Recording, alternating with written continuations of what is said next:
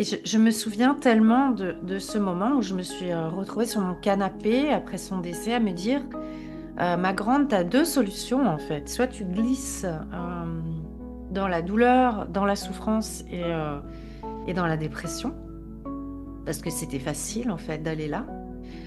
Soit tu remercies pour tout le plein en fait que cet homme t'a donné et t'a apporté dans la vie et les cadeaux qu'il t'a fait. Et tu te nourris de cette chance et de cette gratitude pour continuer à avancer. Et puis, tout en acceptant de traverser ce que mon système émotionnel me proposait à vivre, je me suis laissée traverser par mes émotions, évidemment. Mais je veux dire, il y a toujours cette nuance dans la vie de regarder euh, nos manques ou nos pleins. Et il y a toujours du plein, même dans les situations les plus critiques qu'on puisse vivre. Bonjour Emma. Bonjour Corinne. Et donc, je suis ravie de te retrouver aujourd'hui. Et puis, pour nos auditeurs qui nous suivent et et qui nous, qui nous connaissent, ils remarqueront que le décor derrière toi n'est plus le même que celui d'habitude et que tu as déménagé dans le sud, comme ça a été Oui. évoqué dans notre dernière vidéo. Ouais, c'est Et vrai. donc, te voilà, après avoir traversé toute la France du froid polaire vers la chaleur du sud. Et du coup, bienvenue dans le sud puisque Eh j'y suis ben aussi. merci. Merci, ouais, ça fait du bien. C'est un changement de vie. Le soleil, la chaleur, la grande terrasse. Ouais, c'est pas mal. Je suis très contente, très très très contente. Eh ben, ravie, Emma, de t'avoir parmi nous dans ce coin ensoleillé. Aujourd'hui, on va aborder un sujet qui est particulier, donc qui est le deuil. Mm. Un sujet qui nous touche tous ou qui nous a tous touchés à un moment, qui nous touchera tous aussi dans notre vie. Et c'est un sujet voilà, qu'on ne peut pas éviter, qu'on sera amené à vivre et auquel on sera confronté dans notre vie. Et voilà, c'est ce sujet qu'on avait aujourd'hui envie d'aborder et de traiter. Ouais, ouais. Contrairement à d'habitude, ce sera peut-être plus un dialogue. D'habitude, on structure un peu nos vidéos quand même, C'est même si ça. c'est assez dans l'intuition et pas l'improvisation, mais voilà, c'est assez fluide.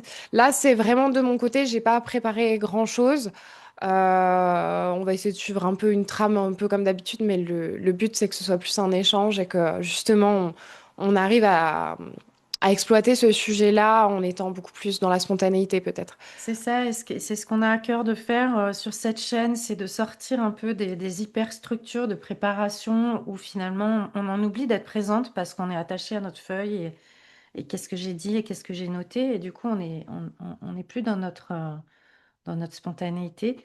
Et donc enfin, je reconnais que la préparation est moindre et que on met un point d'honneur à rester dans un échange léger, même sur des sujets très lourds et à rester le plus spontané possible. Et finalement, tout se crée au fil de l'eau, dans l'instant présent de ce qu'on vous partage. Et donc, c'est ce qu'on va faire aujourd'hui avec le deuil. Et on va essayer de faire ça avec le sourire, même si c'est un sujet difficile. Oui, tout à fait. Même si c'est pas très structuré, je pense que c'est important qu'on parle de ce que c'est le deuil finalement.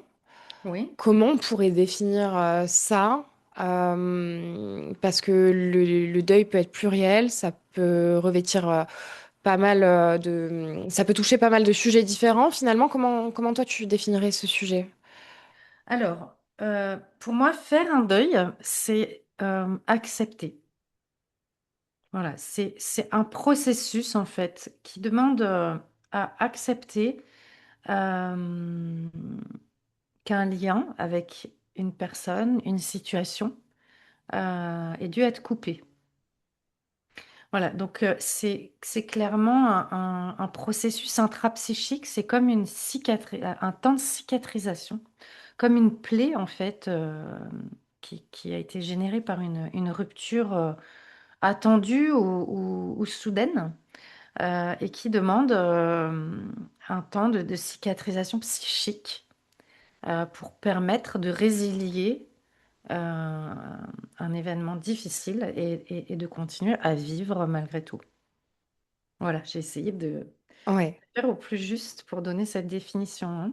Est-ce que tu penses qu'il y a, on a déjà entendu parler des étapes du deuil, je crois qu'il y en a 7, je saurais plus exactement les redire. Est-ce que tu penses qu'il y a un schéma défini ou que c'est vraiment différent à chaque fois ou en Alors fonction du type effectivement, de il y deuil? a Kubler-Ross qui a défini quelque chose de très structuré avec des étapes comme la colère, la tristesse, le déni, la négociation, l'acceptation, etc. C'est une base parce que c'est vrai qu'il y a des choses comme ça qui sont traversées, mais j'ai pas envie d'en faire quelque chose de, comment dire, d'incontournable parce que finalement, il y a autant de façons de faire son deuil que d'individus sur cette terre. Et c'est aussi très, très conditionné à notre capacité à savoir résilier des choses dans notre vie de façon générale. Et puis, c'est très lié aussi à euh, comment l'individu aborde la peur de perdre. Oui, bah c'est tout à fait lié, ouais. Voilà. Et donc, c'est ce qui va faire la différence entre un deuil sain et un deuil qui va devenir pathologique, qui va venir finalement faire écho à des blessures de l'individu qui vit le deuil.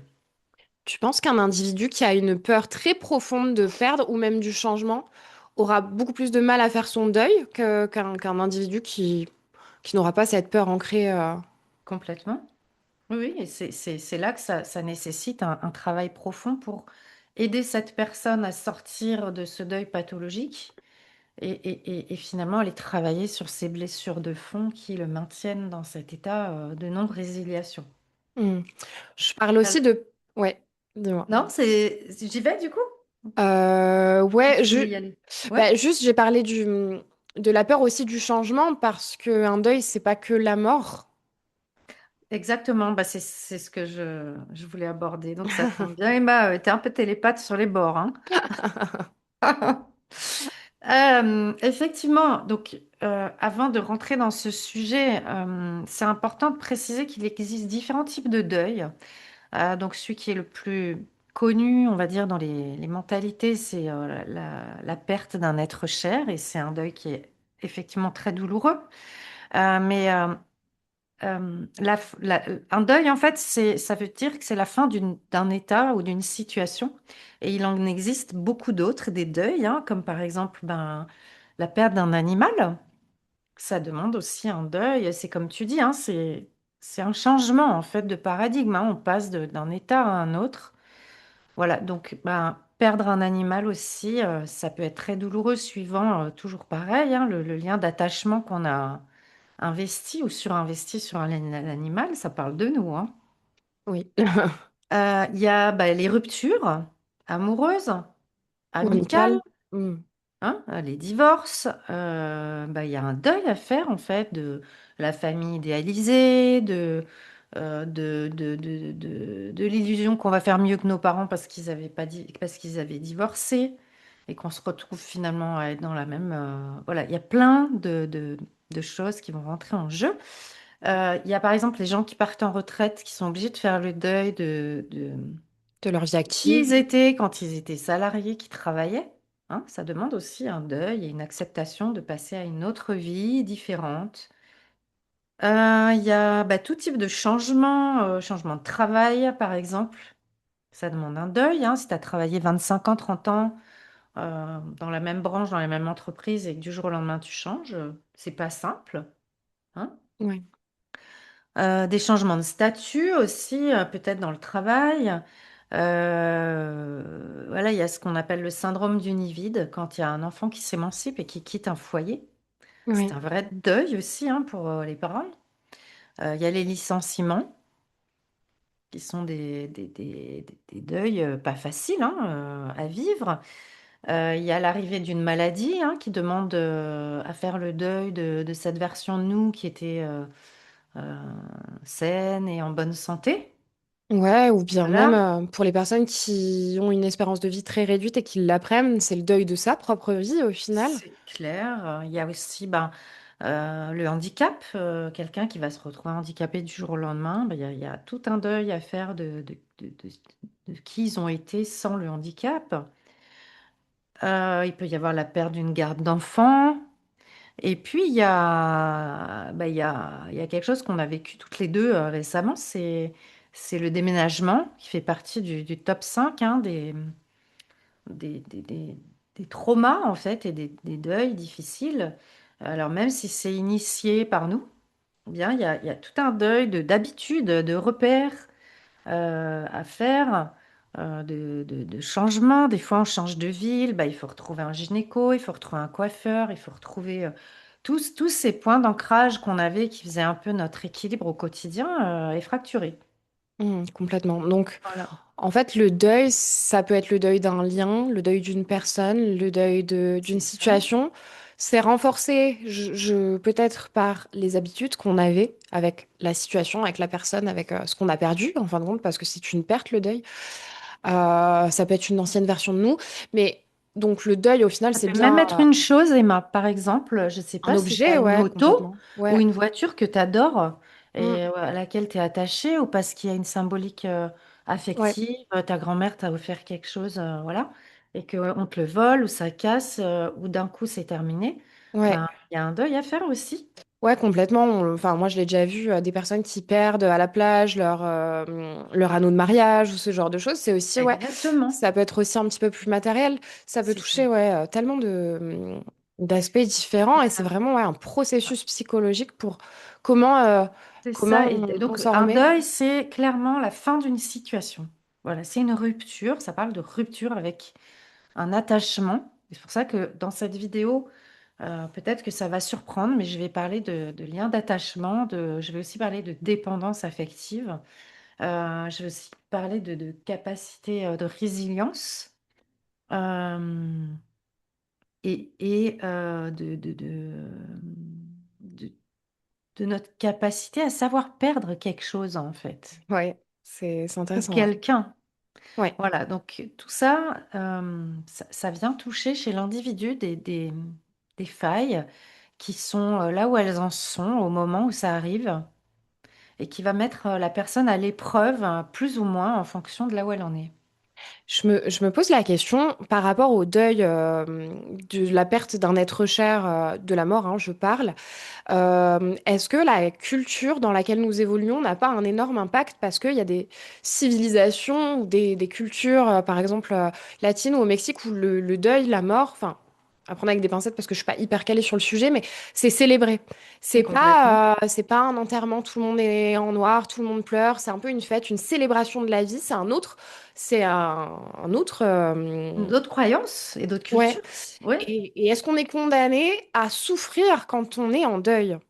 Et je suis complètement d'accord avec ce que tu partages, Emma. C'est très juste. C'est-à-dire que dans certaines civilisations, en fonction de leur vision de la mort, ça peut être célébré parce qu'il y a une autre approche en fait de la mort.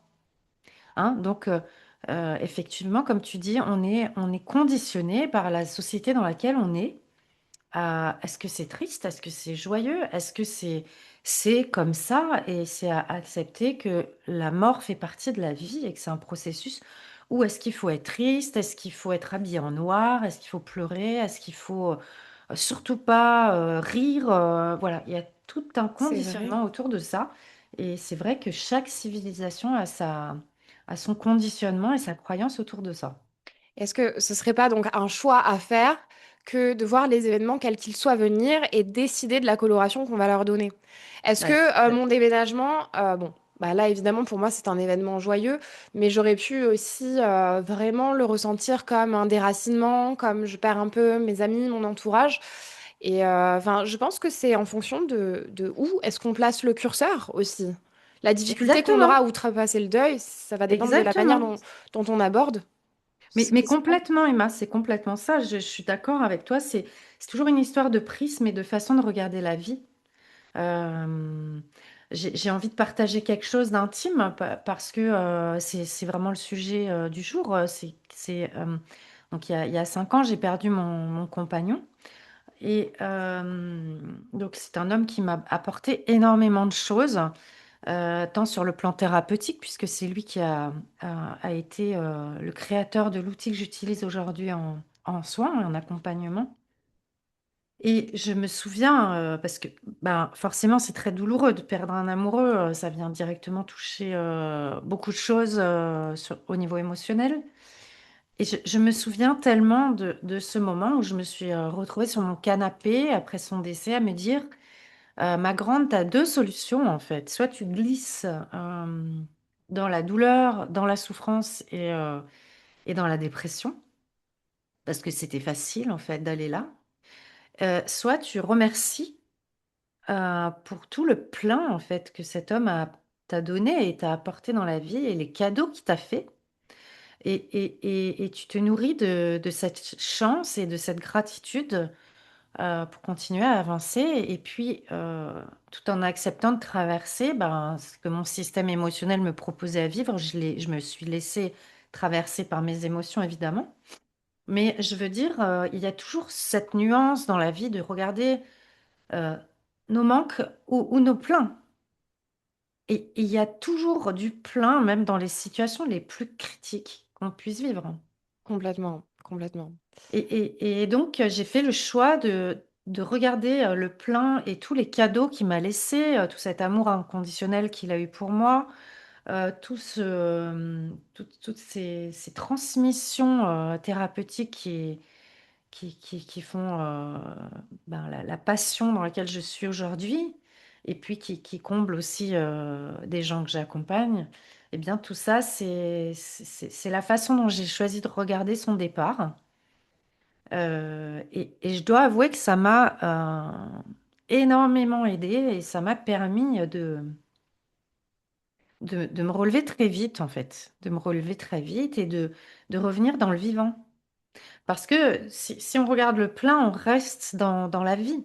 Mais si on regarde sans arrêt dans la vie, et c'est valable pour tout, ce qui nous manque, ce qu'on n'a pas encore, bien sûr que je pourrais dire, bah oui, j'ai pas encore mon robot ménager que j'ai envie de m'acheter, j'ai pas encore les dernières chaussures que j'aimerais m'acheter.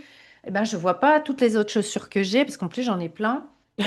Et je vois pas toute l'abondance que j'ai dans ma vie. Donc, la notion de la fin d'une situation parle de la perte, mais elle invite aussi l'individu à un moment à regarder euh, autour de cette perte toute l'abondance qu'on a et tout le plein qu'on a, et à rester ancré là-dedans plutôt que de glisser une fois de plus dans la victimisation, le manque, la douleur, la détresse. Et j'ai envie de dire, peut-être que ça choquera des gens et j'en suis vraiment désolée. Mais c'est un choix. C'est Ouais, un choix qu'on fait de regarder les choses d'une façon ou d'une autre à un moment. complètement. Ouais, je suis assez d'accord avec ça. C'est en fait ces moments qui peuvent être très difficiles. Je pense que tu as eu le bon réflexe, c'était d'observer la situation et de te dire, OK, tu l'as dit, j'ai deux choix. Soit je me laisse aller dans le désespoir, soit je décide de voir la situation avec un autre œil. Et ça, c'est quelque chose qui est intéressant, je pense, en psychologie, parce qu'en réalité, déjà, on en est tous capables, je pense. Euh, de réussir à voir une situation arriver et de se dire, OK, qu'est-ce que moi, je décide d'en faire? Parce qu'on a, encore une fois, on le répète à travers toutes les vidéos, mais on a toujours le pouvoir. On est créateur, on a le pouvoir bah, de rebondir ou de ne pas rebondir ou de laisser bah, nos émotions nous traverser ou de dire, ah, pff, ça, non, non, merci. Enfin voilà, on est quand même acteur de notre vie et On c'est est acteur. important. Oui, Et j'en ai perdu ce que je voulais dire. Mais si, moi je trouve que le deuil, peu importe que ça soit la mort ou un changement de vie, c'est une sorte, alors peut-être que tremplin, c'est pas le terme adéquat, mais c'est une possibilité de transformation pour nous-mêmes. complètement. D'ailleurs, beaucoup de gens changent après un décès, par exemple, d'un proche, ou même après une rupture, un divorce, un déménagement. C'est une opportunité, comme tu dis, magnifique de transcender quelque chose en nous. Tu vois, par exemple, dans le deuil pathologique. Donc, je vais reprendre la définition du deuil sain et du deuil pathologique. Mais dans le deuil pathologique, justement, la personne n'arrive pas à transcender ce que tu évoques pour en Oui, faire autre chose. C'est de transformer le plomb en or, quoi, en fait. Hein. Il y a oui, vraiment ça dans un deuil. C'est la fin de quelque chose, mais c'est aussi le début d'autre chose et une nouvelle page qui s'ouvre avec de nouvelles opportunités, de nouvelles façons de penser, de nouvelles façons de voir la vie. Parce que quand on se penche sur le sujet de la mort, mais on se penche aussi sur le sujet de la vie, nécessairement.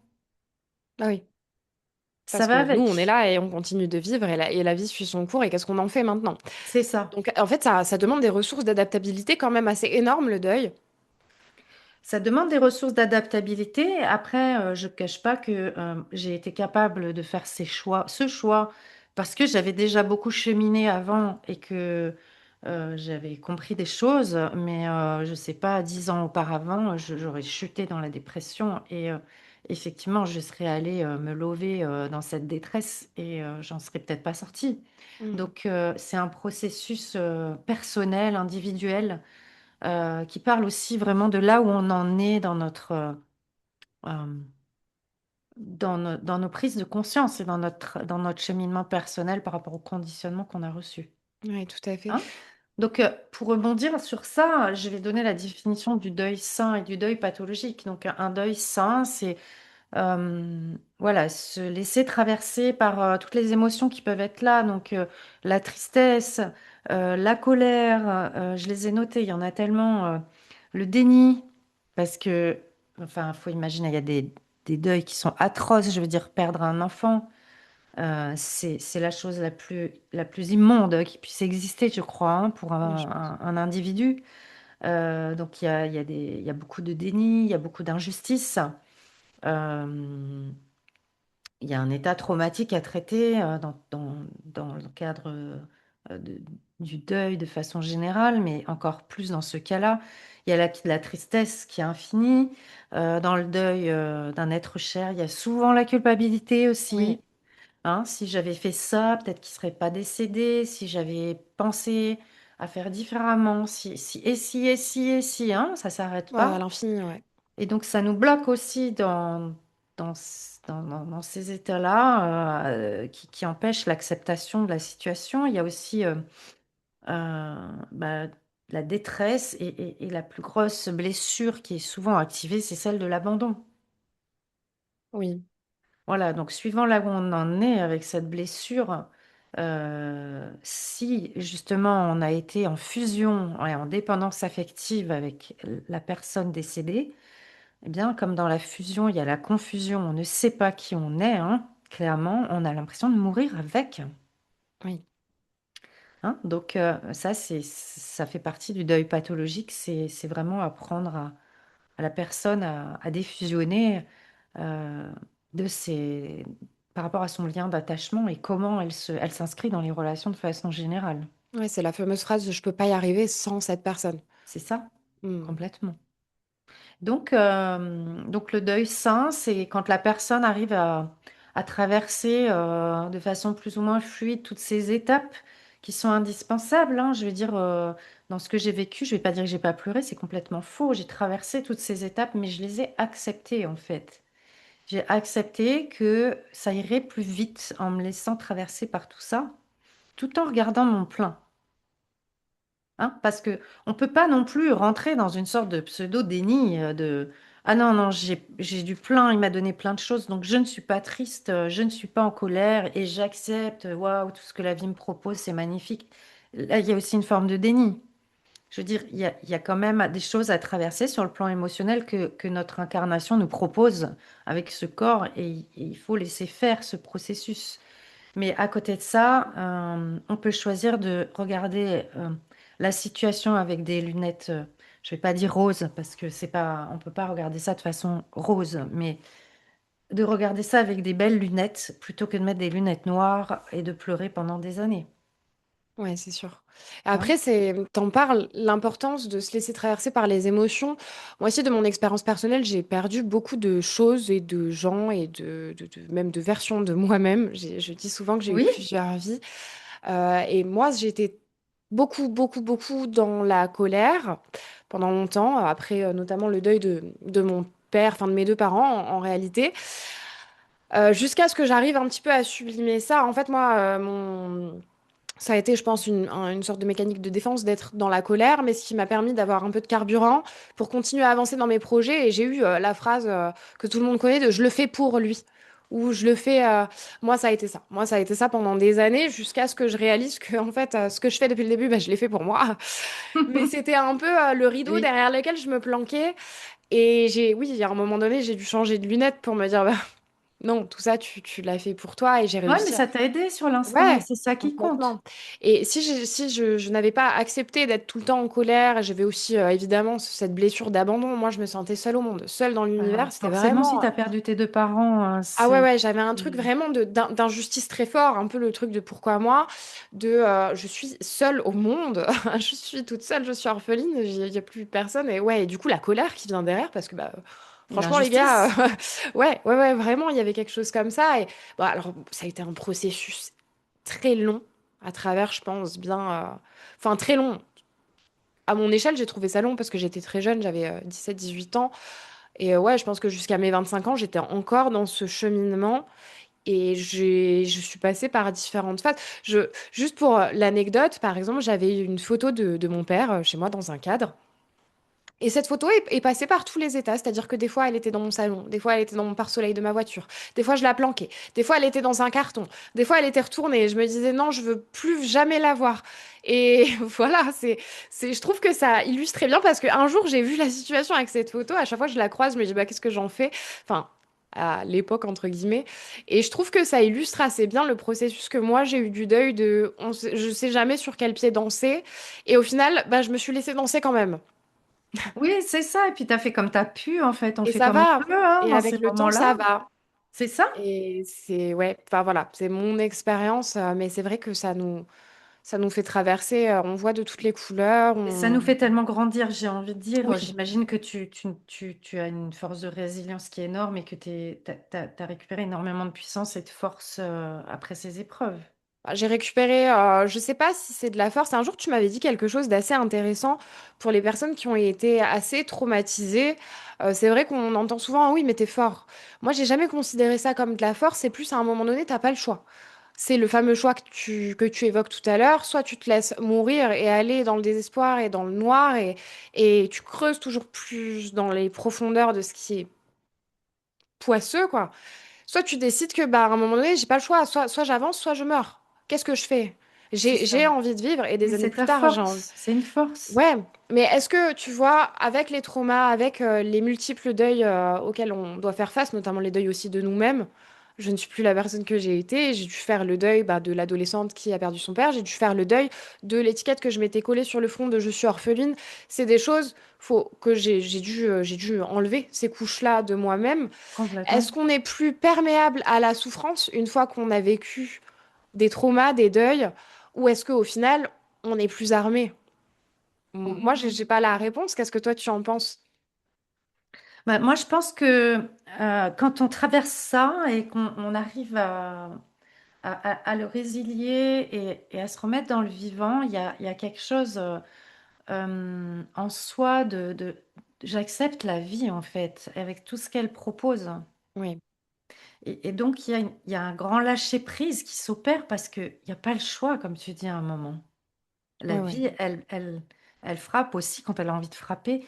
Et finalement, moi, ce que ça m'a permis dans mon quotidien, c'est de mieux accepter tout ce que la vie propose. Je parle même pas de deuil ou de rupture, mais parfois de choses compliquées dans le quotidien ou d'événements qui arrivent, un pneu qui pète alors que tu as besoin d'arriver rapidement à un endroit.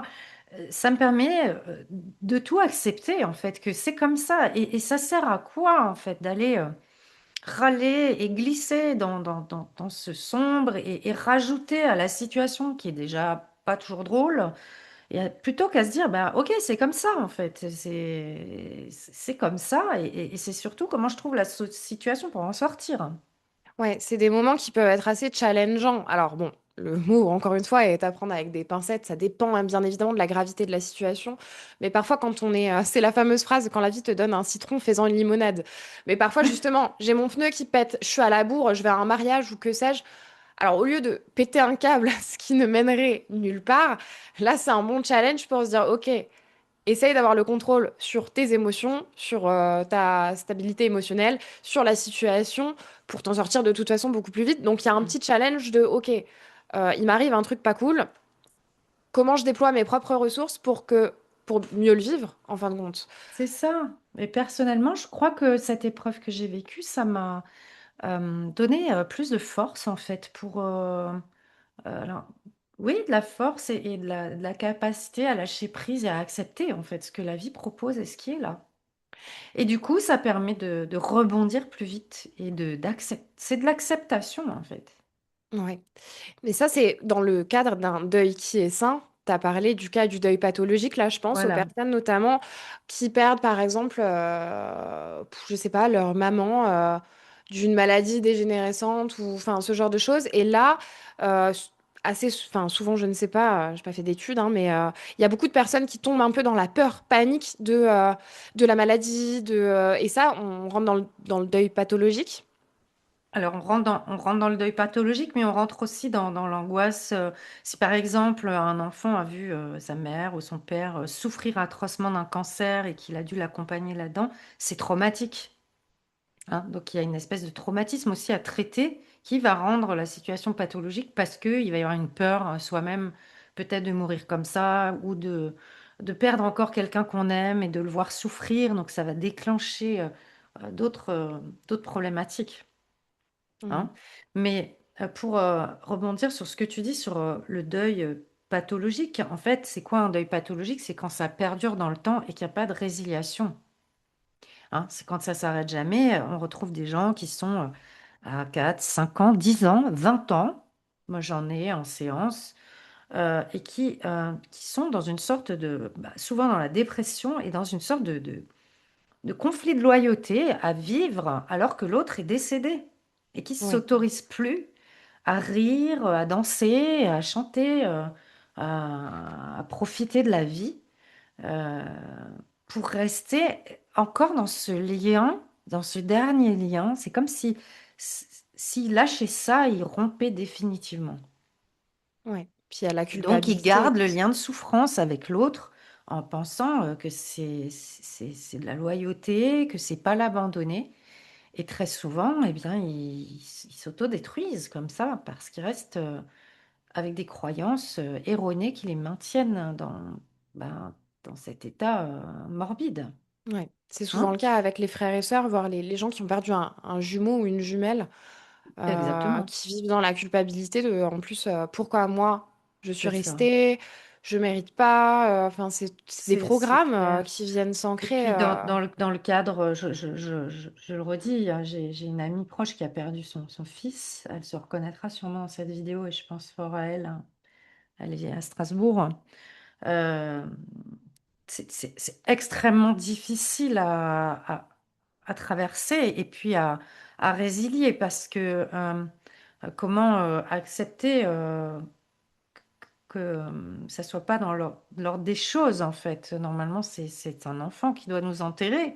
Et là, continuer à vivre avec cette douleur, c'est difficile. C'est difficile. C'est quelque chose de difficile à accepter, bien plus qu'un déménagement Bien sûr. ou d'autres décès même. Je veux dire, perdre un enfant en pleine fleur de l'âge, euh,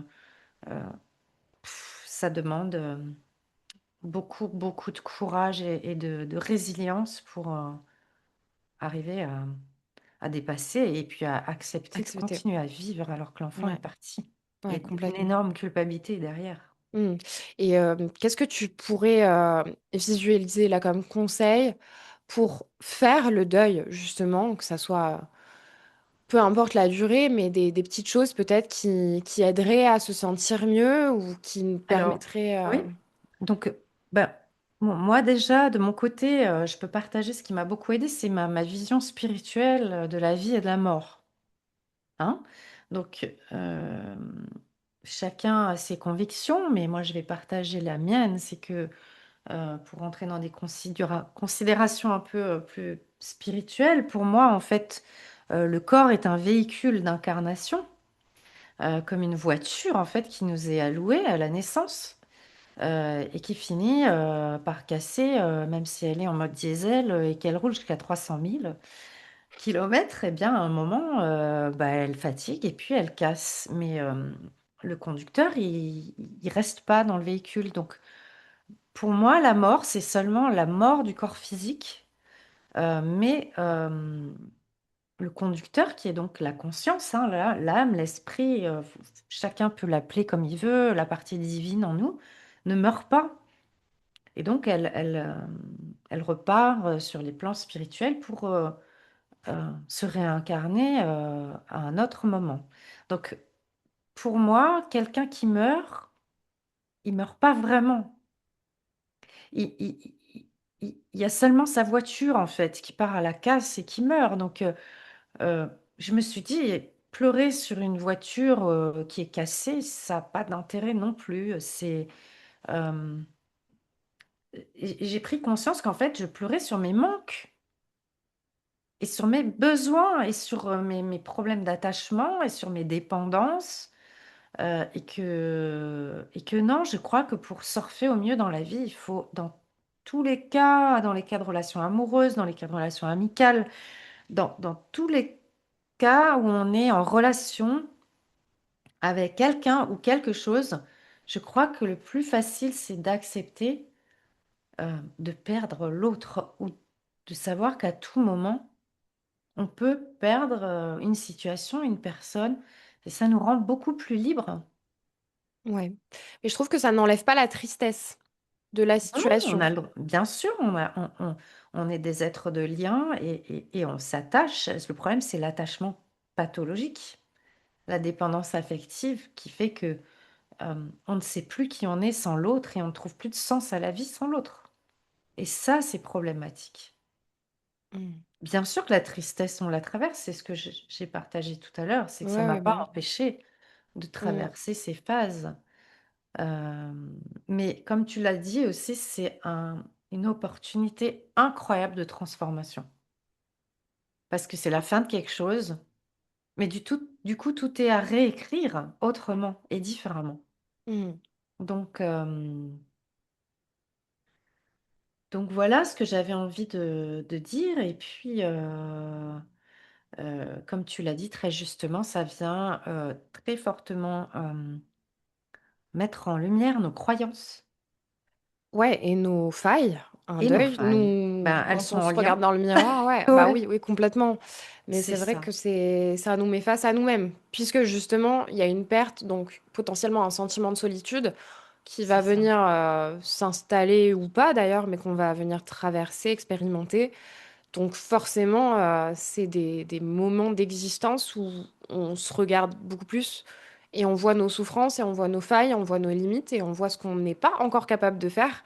C'est Et c'est ce ça. qu'on dit, ce qu'on n'est pas encore capable de faire, potentiellement, il faut qu'on arrive à le faire. On n'a pas le choix. Soit on continue.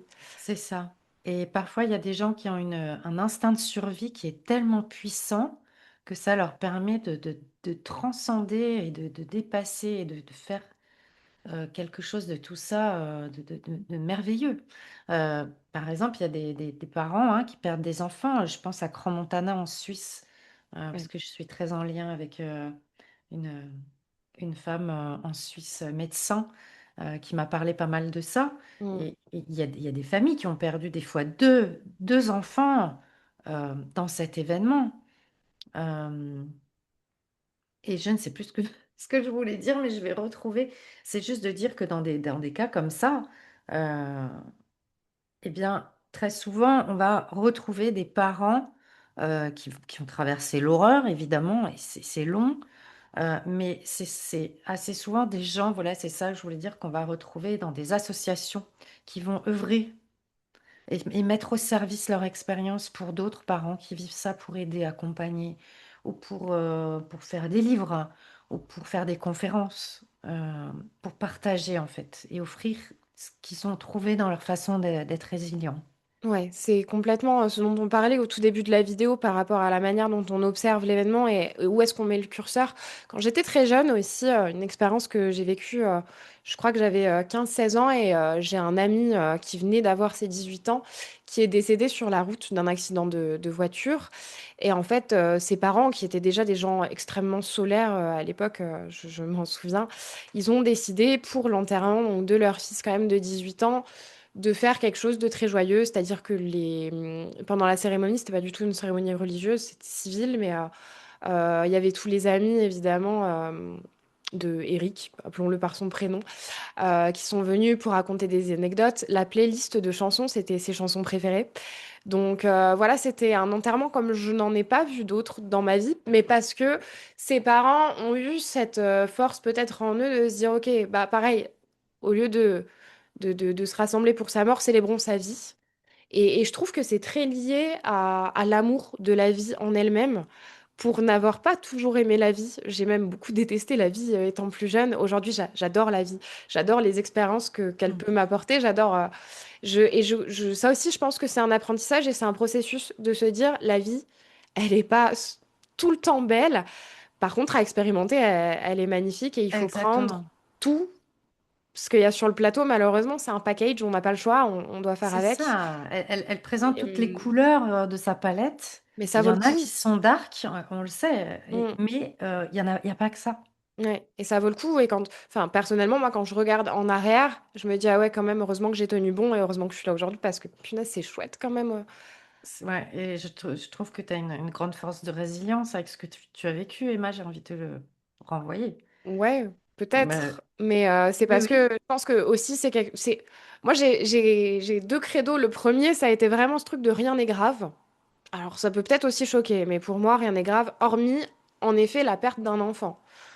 Mais dans mon échelle aujourd'hui, il peut m'arriver quasiment n'importe quoi.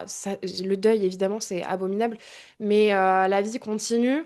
Et j'ai aussi ce truc je regarde jour après jour. En fait, au lieu d'être complètement tournée vers Oui, le passé ou vers le futur, j'essaie de rester dans ton instant m'incarner présent. dans mon instant présent. Et si j'arrive à faire en sorte que mon instant présent soit plus doux, soit plus chouette, soit plus lumineux, ben, cet instant présent et la minute d'après et l'heure d'après et le jour d'après, ben, quand je regarderai en arrière, peut-être que ça Bah, mettra un t'as petit tout peu gagné plus de comme soleil. ça, c'est magnifique. Voilà, donc j'essaie vraiment de m'ancrer sur le moment présent et je pense que si j'avais pensé à faire ça dans des périodes justement de deuil profond, de perte ou de déchirement, peut-être que ça aurait été un petit peu plus facile à Hmm. traverser. Ouais, ouais, complètement. Et qu'est-ce que je voulais partager encore? Je voulais partager aussi, parce que tu m'as demandé quelques clés en fait pour Ouais, pouvoir partager sur comment rebondir. Donc voilà, moi j'ai partagé que ma vision spirituelle, elle reste malgré tout quand même positive, hein, bien sûr. et elle ne parle pas de mort en soi.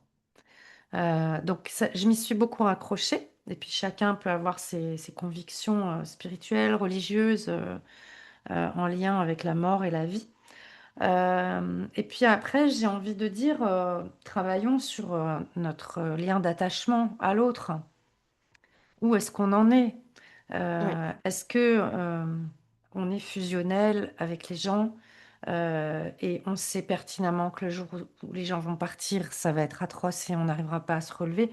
C'est une opportunité d'aller expérimenter euh, et s'introspecter à travers cette faille.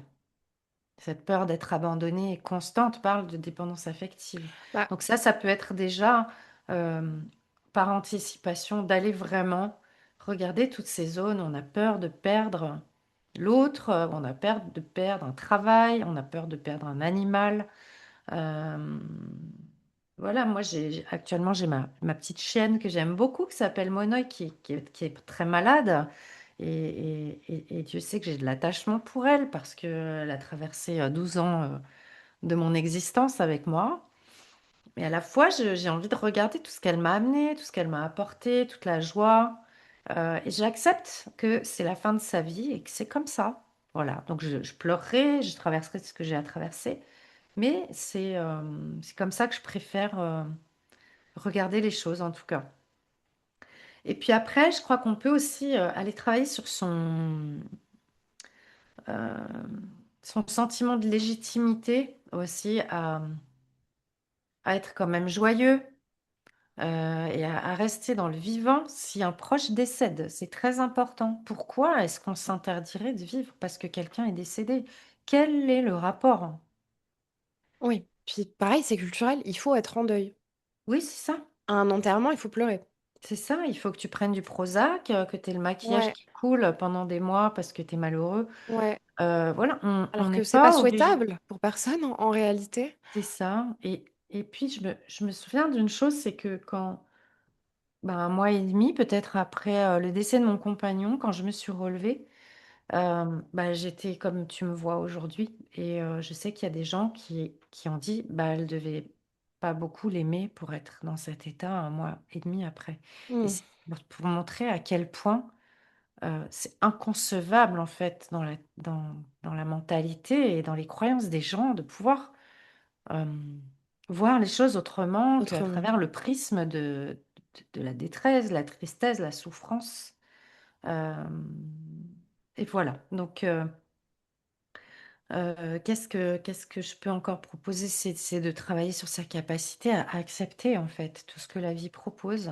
Et accepter ses Lâcher émotions prise. aussi, je pense, parce que on peut aussi beaucoup rejeter ses émotions. Justement, ce truc de je suis triste, non, il faut que j'arrête d'être triste, il faut que j'arrête de me sentir mal. Si je, c'est pas sain pour moi. Bah, en fait, il y a aussi un moment donné où je pense que le corps, il a besoin d'extérioriser toutes ces émotions qui nous traversent et il faut, je pense aussi, un peu se laisser aller. Je pense qu'il faut être conscient des émotions et de pourquoi elles sont là, pourquoi on est triste, pourquoi on est en colère. Pas se laisser aller dans une sorte de melting pot d'émotions négatives sans trop savoir pourquoi, dans quel sens, pourquoi on traverse ça. Mais si on arrive un peu à s'introspecter et à repérer pourquoi ça m'affecte, pourquoi ça m'affecte moins, essayer de faire un peu son introspection, je pense que aussi c'est plus facile. Mais il faut aussi, bah oui, je trouve qu'il y a vraiment ce truc de, j'ai le droit. C'est C'est ça, ça, j'ai et le je mérite quand même, même si droit l'autre d'être n'a plus, triste hein, aussi, ouais. Ouais, ouais. tu vois. Et puis après, ce que j'ai envie de dire, bah, c'est s'entourer de gens positifs Oui, c'est hyper qui important, nous bien tirent sûr. dans le vivant, qui nient pas notre situation, mais qui nous emmènent à un endroit lumineux. Bien sûr. Puis Hein, même avec nous-mêmes.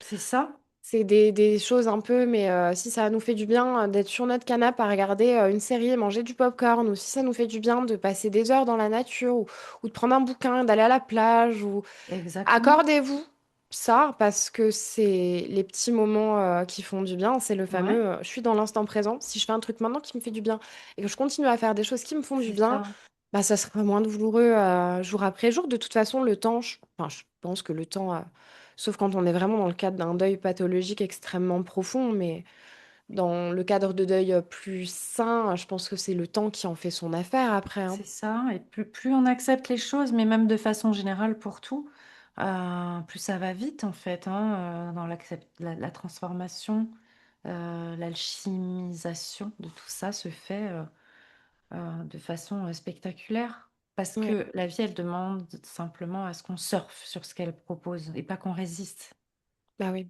Mm.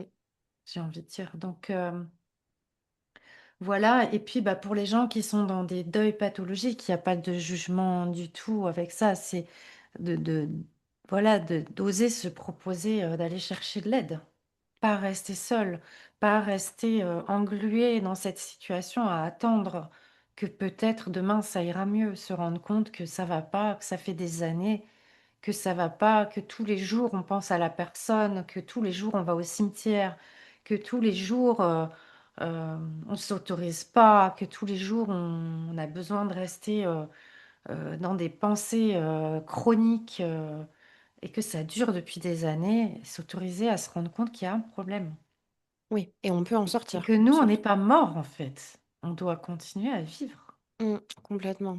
Et ça se soigne et on peut en sortir. Bien sûr, ça se soigne. Il y a des exemples de résilience magnifiques. Dans ce monde et des gens qui ont réussi à transcender et à en faire quelque chose euh, pour, euh, pour mettre au service des autres. Mm. Tu penses que la fin d'un deuil pathologique, c'est lié à la compréhension de pourquoi on est rentré dans ce deuil pathologique? C'est évidemment la levée des programmes, mais il y a une dimension de compréhension. En tout cas, voilà, c'est comprendre pourquoi on s'est retrouvé dans des impasses et quelles sont nos blessures. Et finalement, c'est aussi ouvrir un tiroir sur pourquoi j'ai cette blessure, d'où ça vient dans mon enfance, à quoi ça fait référence. Et ça peut être aussi une formidable opportunité euh, de transcender en fait des failles psychologiques qui étaient là bien avant le deuil. Ouais. Et parfois, on fait même pas le rapport, on fait pas le lien entre une expérience difficile comme un deuil et Ah une oui, on faille qu'on a subit, depuis des années et on c'est ça, voit pas le lien, ouais. c'est ça. D'où Donc, l'importance d'aller en effet donc demander de voilà l'aide. pour conclure un peu cette vidéo d'aujourd'hui, c'est que euh, bien sûr que toute fin d'une situation, euh, c'est douloureux, c'est difficile, ça demande un processus de cicatrisation intrapsychique, hein, qu'il faut accepter et pas fuir. Mais on a la possibilité de regarder ça sous deux angles et de deux façons vraiment différentes. Et ce sont des façons qu'on choisit. Euh, voilà, pour tout, en fait, on peut regarder la vie d'une façon pleine et on peut aussi la regarder dans le manque. Ben ouais, je vais plus avoir mon amoureux et comment je vais faire sans lui. Et avant, j'arrivais à faire ça avec lui et maintenant, je vais plus y arriver. Et on peut glisser, en fait, dans ce sombre ou remercier pour tout ce qui nous a été offert à vivre. Donc, donc voilà ce que j'avais envie de partager. Je ne sais pas si tu as envie de partager quelque chose d'autre, toi, Emma, de ton côté.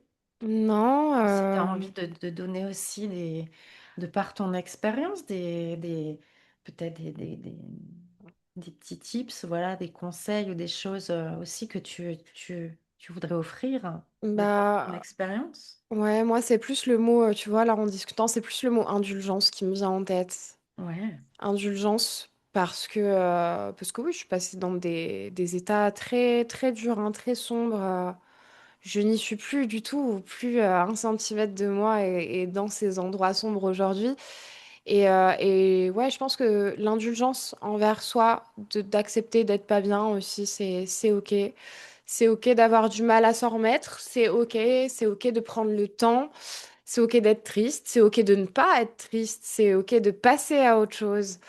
Ouais, il faut être flexible et indulgent, je pense, pour continuer. Ouais, complètement. J'ai envie de rajouter en plus de ce mot, douceur. Ouais, complètement. Douceur avec soi. Ouais, Euh, il y a beaucoup de douceur, s'envelopper de beaucoup d'amour, beaucoup de douceur. Euh, parce que c'est un décharnement parfois, c'est une déchirure telle que bah, on a besoin de. Moi, je sais que j'ai besoin de me mettre dans plein de couvertures et de me mettre en fœtus. Et des fois, je pouvais rester 24 heures dans un lit. Bah, c'est OK aussi, quoi. Et ouais. c'est juste à traverser et à laisser faire comme on mettrait de la bétadine sur une plaie pour qu'elle Mm, cicatrise. Et ben, on laisse faire et on accepte le processus. ouais. C'est Et un peu. j'avais aussi envie de faire un dernier clin d'œil à une de mes clientes que j'aime beaucoup, qui s'appelle Sylviane, qui a eu un parcours honorable parce que elle est venue me consulter il y a 3 ans en me disant je suis dépendante affective très forte de ma mère. Elle commence à être malade et je veux absolument être sortie de là avant qu'elle décède. Et en fait, ce qui était merveilleux, c'est qu'on a fait comme une sorte de préparation pour accueillir le départ de sa mère. Et on a tellement travaillé là-dessus que le jour où c'est arrivé, elle a été dans une dignité et une acceptation incroyable. Et c'est vraiment une femme qui me touche beaucoup par ce chemin qu'elle a demandé à entreprendre avant pour pouvoir vivre ce jour-là plus- avec plus de douceur. Et c'est ce qui s'est passé. Donc, Ouais, c'est beau, ça fait écho à tout ce dont on avait parlé sur la prise de conscience. En fait, elle a eu cette prise de conscience de cette oui, dépendance et elle a décidé d'être actrice et de préparer ça ouais. Et pour se c'est une défaire. femme pour qui j'ai beaucoup de respect pour sa capacité à avoir pris soin d'elle avant que ça arrive et à se défusionner de sa mère. Et aujourd'hui, elle va globalement bien et elle a récupéré beaucoup de force à travers cette expérience. Ouais, c'est beau, c'est un beau Mm. partage, merci de nous avoir dit. Ben voilà pour le sujet. Donc, on vous reviendra d'ici à peu près 15 jours avec un autre sujet qu'on n'a pas encore forcément défini, mais on aime proposer des sujets qui peuvent parler au plus grand nombre. Et donc, merci à toi, Emma, aussi pour tes beaux partages. Bah, merci à toi et merci aux personnes qui nous écoutent, et qui nous laissent des commentaires, ça fait toujours très plaisir. Ouais, merci beaucoup et puis à tout bientôt. Ouais, à bientôt. À bientôt, Emma.